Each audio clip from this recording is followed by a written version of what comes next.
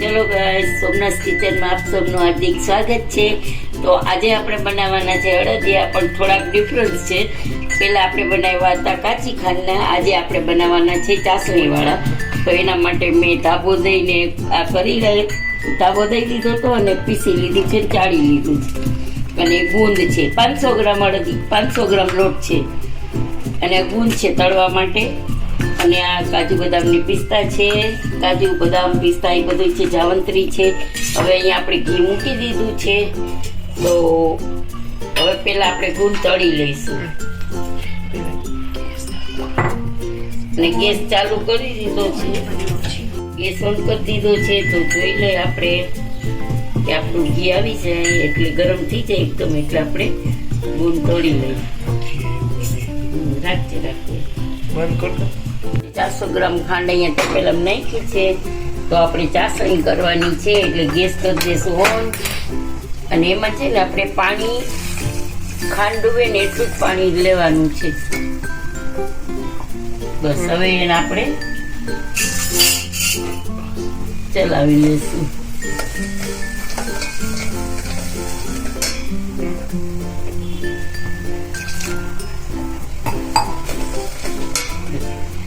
ઘી આવી ગયું છે તો આપણે ગુંદ તળી લઈએ।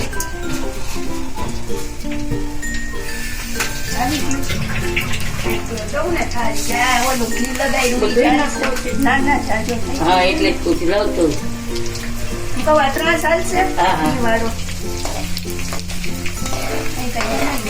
આ છે ને ઝીણો ગુંદ છે એટલે વાંધો ન આવે, સરસ છે। એટલે આપણે ભૂકો નહીં કરીએ ને તો પણ ચાલશે।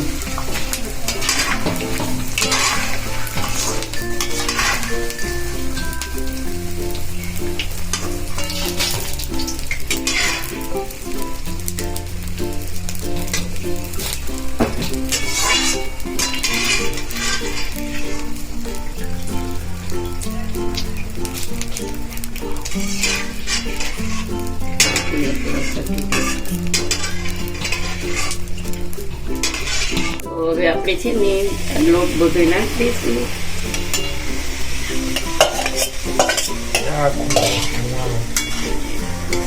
હવે આપણે એને શેકી દઈશું। હજી આપણે ઘી જશે થોડું।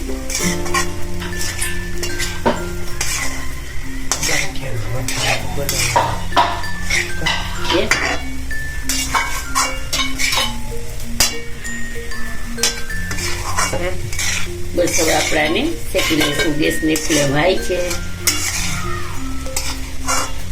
અને આપણે આપણી ચાસણી છે ને એને ખાલી આપણે 1.5 તારની ચાસણી બનાવવાની છે।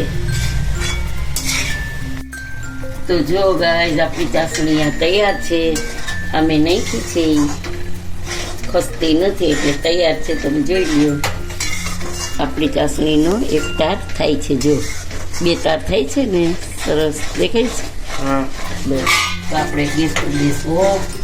હવે અહીંયા અડદિયા આપણે શેકાઈશું। જુઓ ગાઈસ, આપણો લોટ છે એકદમ સરસ શેકાઈ ગયો છે। તો આપણે એ જાવંત્રીનો પાવડર કરી દીધો છે, એ પણ નાખી દઈશું।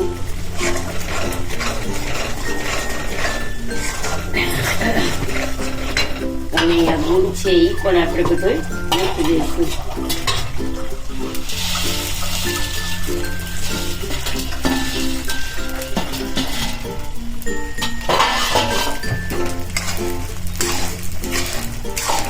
અને ગેસ કરી દઈશું।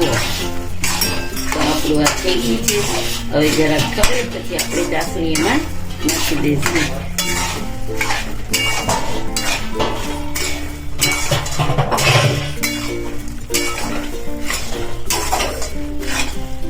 આપણે છે ને ચાસણી આપણે નાખી દઈશું બધી।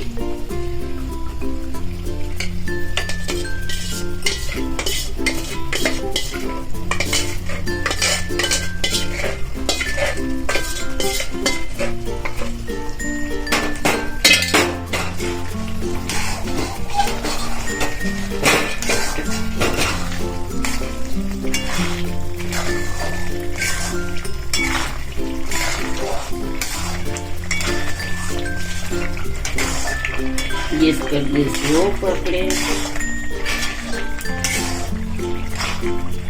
અડદિયા તો સરસ થઈ ગયા છે, પણ ઘી ફૂલમ ફૂલ છે.